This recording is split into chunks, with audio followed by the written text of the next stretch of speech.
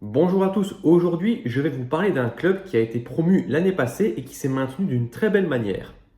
Si bien qu'ils ont terminé à la 7e place du classement, bah oui pourquoi pas, et qui ont acquis en plus de ça une qualification en Europa League. Alors ce club, vous l'aurez peut-être deviné, mais c'est Sunderland ici. Remarquez l'effort quand même, parce que est-ce que vous avez déjà vu quelqu'un avec un maillot de Sunderland, s'il vous plaît? Voilà, juste pour ça, ça mérite un like, allez. Voilà, enfin bref, donc Sunderland, équipe qui s'est maintenue d'une manière très très brillante la saison passée et qui avait fait un très bon mercato pour un promu. Donc du coup, on sait bien, les mercatos des promus, voilà, on prend des joueurs par-ci par-là, mais au final, on n'a pas réglé tous les problèmes de l'équipe parce qu'on ne sait pas vraiment se refaire une équipe en un seul mercato et qui, en ce mercato, avait besoin de se renforcer à certains postes vraiment pour résister cette saison. Mais malheureusement, je pense qu'ils ont un petit peu trop dormi sur ce mercato et qu'ils ne se sont pas assez renforcés et que là, c'est un peu trop tard et que cette saison, attention, car on verra bien par après, mais pour moi, si ça fait de la merde, ça peut finir relégué, pourquoi pas, hein. Parce que vous le savez bien, mais du coup, pour moi, Hull et Coventry, ça va descendre tous les deux. Et du coup, il y aura bien évidemment une équipe qui était en saison de Première Ligue l'année passée, qui s'est maintenue l'année passée, qui va descendre pour moi. Parce que Ipswich, ça m'étonnerait vraiment qu'ils descendent, surtout qu'ils ont battu un Sunderland il y a peu. Donc voilà, il y aura bien forcément une équipe qui s'est maintenue l'année passée qui va en faire les frais, voire peut-être deux. Donc allez, c'est parti. Maintenant, commençons par parler de leur effectif et on va revenir sur les dépenses. Alors, heureusement que j'ai pas tourné cette vidéo il y a 2 jours parce que sinon, leur mercato, ils avaient dépensé 0 euros. 0 € avec une recrue, Thomas Meunier, 34 ans, d'accord. Franchement, les mecs, je ne comprends pas. Est-ce qu'ils ont été interdits de faire un mercato? Parce que là, il n'y a rien en fait. Il n'y a rien. Ils ont recruté personne. L'équipe, ça va être la même. Et de ce que j'ai vu contre Ipswich, il y a de quoi s'inquiéter. Je pense pas que c'est avec cette équipe-là, surtout que tu as l'Europa League à côté, que tu vas pouvoir faire top 10. Pas du tout. Alors, on va revenir sur les gardiens. On va venir poste par poste. Alors, d'abord, au but, c'est Robin Roof. Bon, ça va. C'est un bon gardien dans un petit peu ce que tu peux faire. Ça va. C'est un bon gardien. Il est grand. Peut te faire des bons arrêts. Alors au poste de latéral gauche, il y a eu une des très rares recrues. Donc tout d'abord, il y a Reinildo au poste de latéral gauche et lui, ça va pas des masses. Je l'ai pas trouvé bon contre Ipswich, il me fait un petit peu peur. Ensuite, il y a la nouvelle recrue de Toulouse, c'est Metali. Et lui, du coup, c'était pas gagné parce que tout d'abord, il était venu une première fois, visite médicale qui n'a pas été passée, quoi, acceptée. Donc du coup, il était reparti à Toulouse et là, apparemment, il est revenu. Donc voilà. C'est un jeune avec un potentiel, mais bon, est-ce que tu as besoin de ça dans une équipe qui doit se renforcer pour vraiment viser un top 10? Bon, voilà, après il peut s'améliorer, mais on verra bien. Mais moi j'ai mis quelques doutes. La défense centrale ce coup-ci, c'est avec Ballard. Alors Ballard, franchement, c'est un bon défenseur. Dans le match contre Ipswich, il n'a pas été trop mauvais. Après, en fin de match, attention quand même, mais franchement, il a une grosse présence aérienne. Il est très costaud, Ballard, il peut te mettre des buts. Donc c'est vraiment sur lui que tu dois un petit peu bâtir ton équipe, hein. C'est un peu, il fait partie de la colonne vertébrale de ce nouveau Sunderland, quoi. En défense centrale, il est accompagné du coup de Alderete.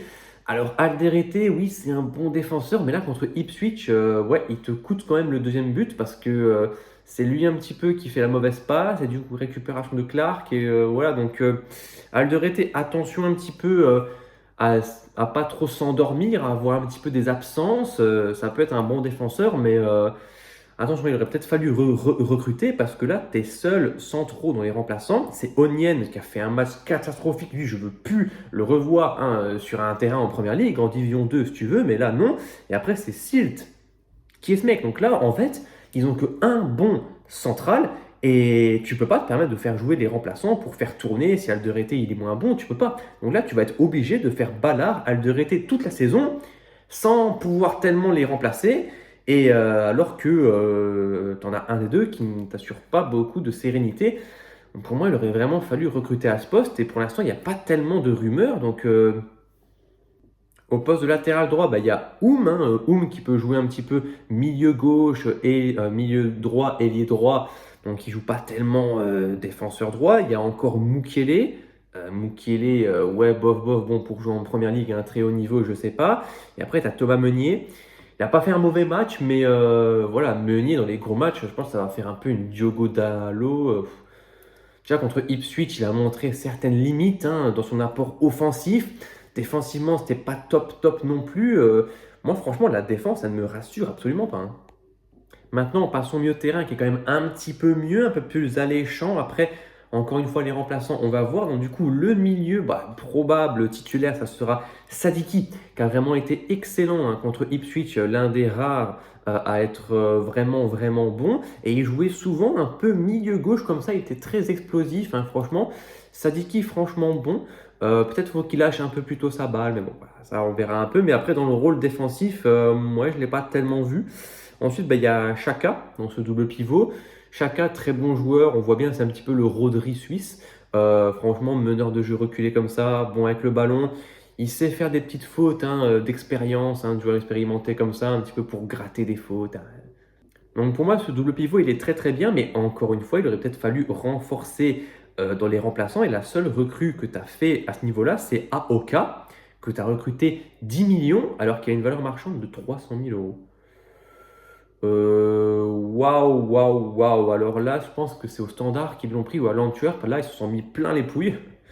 Donc, je connais pas ce mec. Qu'est-ce que ça va donner? On verra bien. Mais en tout cas, mettre 10 millions sur un mec à 300 000 de valeur marchande, je sais pas, c'est un peu.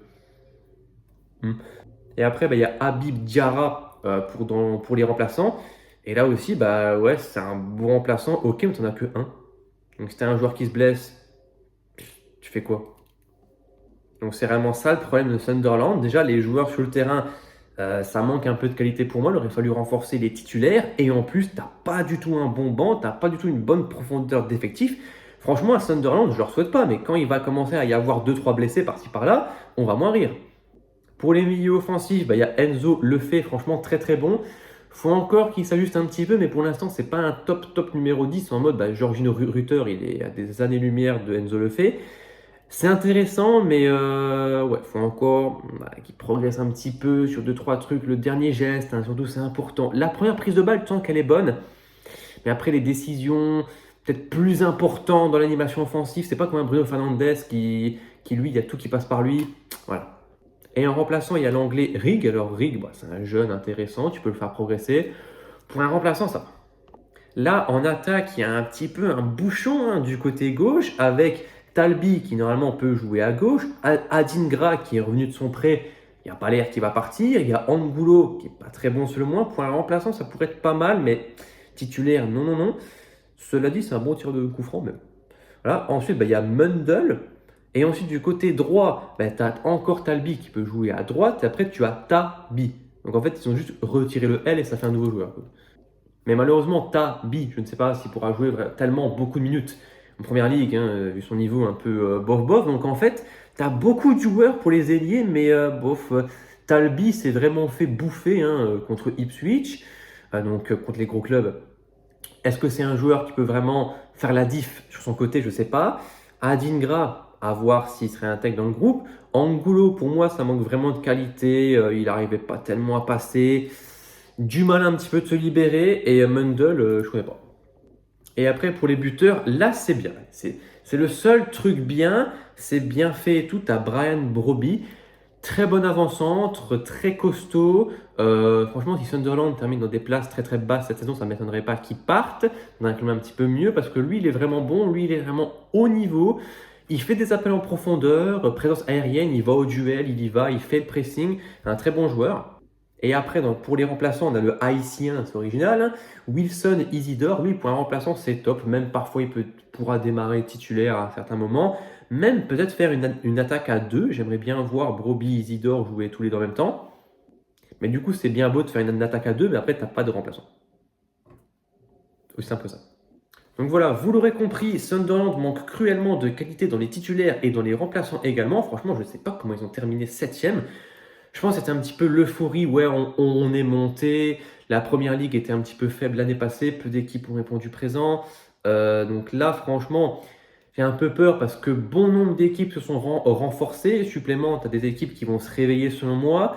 Sunderland ne s'est pas renforcé. Supplément, ça pourra baisser en qualité parce que je pense que la saison passée, c'était un petit peu le pic. Là, je ne vois pas trop comment ils peuvent revenir à ce niveau-là. Supplément, tu vas jouer l'Europa League et tu t'es absolument pas renforcé déjà pour la première ligue, ça va être compliqué selon moi. plus la Carabao Cup, plus la FA Cup, plus l'Europa League. Oh là là là là là là là là. Franchement, ça va être très compliqué pour eux cette saison, je pense. Donc à moins qu'ils nous fassent un mercato hivernal tout feu tout flamme, là franchement je pense pas que Sunderland sera dans le top 10 hein, malheureusement. Car pour moi il y aura trop de matchs, l'effectif là manque de qualité. Les remplaçants non, tu t'es pas renforcé, ça va être très compliqué. Donc quelles peuvent être leurs ambitions cette saison? On va un petit peu essayer de pronostiquer leur classement. Alors pour moi, top 10, ça sera non. Ça sera un non. Il y a beaucoup d'équipes qui se sont franchement mieux renforcées, qui ont mieux travaillé, qui sont sur une meilleure dynamique. Là, en plus, tu perds contre un Ipswich avec beaucoup de nouvelles recrues. J'ai un petit peu peur contre les plus gros. Ouais, pour moi, ça peut genre finir peut-être 15e. Au vu de ce que j'ai vu là, hein. 14-15, à voir quand les offensifs vont un petit peu se réveiller. Autour de là, 14-15e, même pourquoi pas, dans le pire des cas, descendre, hein, parce qu'on verra avec l'accumulation des matchs.